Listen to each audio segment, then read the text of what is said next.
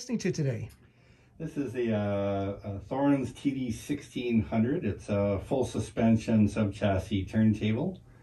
The latest incarnation. Its roots, of course, extend back to the original TD 160. And this is fully revised and updated in every regard. Beautiful. What's the price? The price of the table without a cartridge is $44.99.95. And that's US, I think that's $29.99. Correct, yes.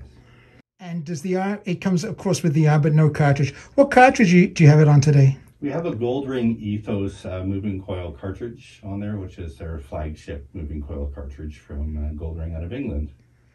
Now, it looks delightful. It looks beautifully finished. And in a second, you're going to show us about the bearing and how it's very similar to a Lin, but maybe 1/10 the price. I will say apologies to our viewers, the channel, about not playing a sound. First of all, it's pretty hard to hear it through the 128 kilobits per second download sound, but also the copyright strikes. And to be honest with you, I'm really tired of YouTube and its copyright strikes. Not that I don't believe in copyright, because I've had stuff stolen before. But if you play 10 seconds of music and they copyright strike it, it's pretty ridiculous. So unfortunately, you're not going to hear it live, but I'll try and talk to you about it a little bit, but also we're going to be doing a full review at this at Audiophilia.com. Okay, Austin's going to talk a little bit about the bearing and how it's similar to a Lin and some other things. Go ahead. So just a little bit of a precursor. I spent many years through a number of different retailers as a Lin reseller, and also serviced just north of 1,000 of these things in my lifetime. So I have more than a passing familiarity with the product. In fact, I have another one on my bench right now as we speak. And I couldn't help but notice just how similar the designs were, and I was very impressed as I was putting this turntable together yesterday, just how well it's made. So I'd just like to show you a little bit of that. So I'm just gonna pop this off of here. They do use a rubber mat. I am going to experiment with a felt mat just to see how that works out as well, or lamb's wool.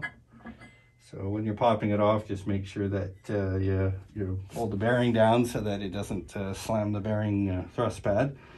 I see the similarity with Lin already. Yeah, you can see the inner platter is almost a dead ringer for Lin, and you know, if anybody familiar with the Thorens designs knows that the bearing design was almost identical in that regard. Little different. I would say that this is a little tighter fitting in terms of the two surfaces than I've experienced with the Lin product.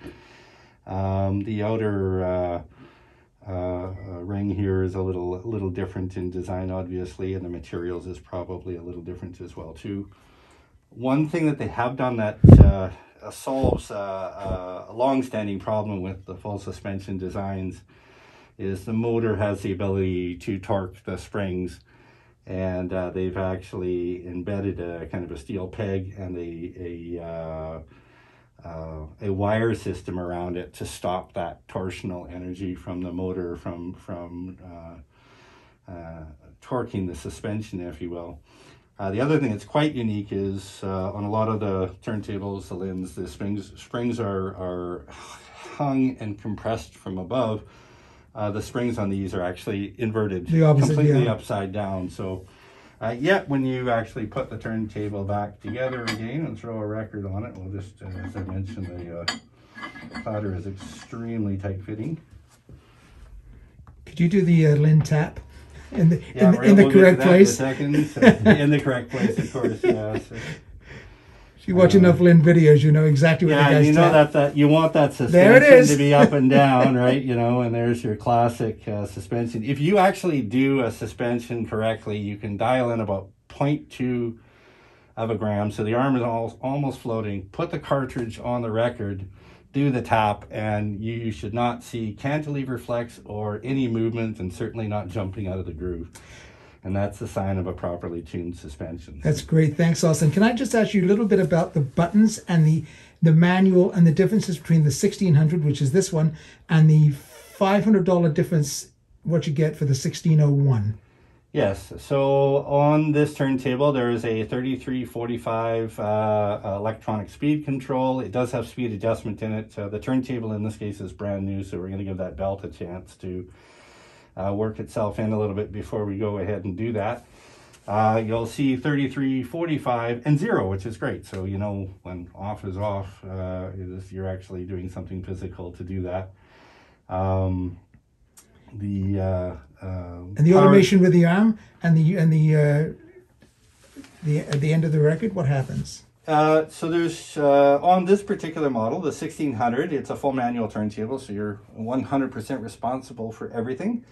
On the TD 1601, which is a variant, which in Canadian dollars is an extra $500, they've developed a very sophisticated lift kit so that it can lift and get the cartridge off the record at least once the record has finished playing.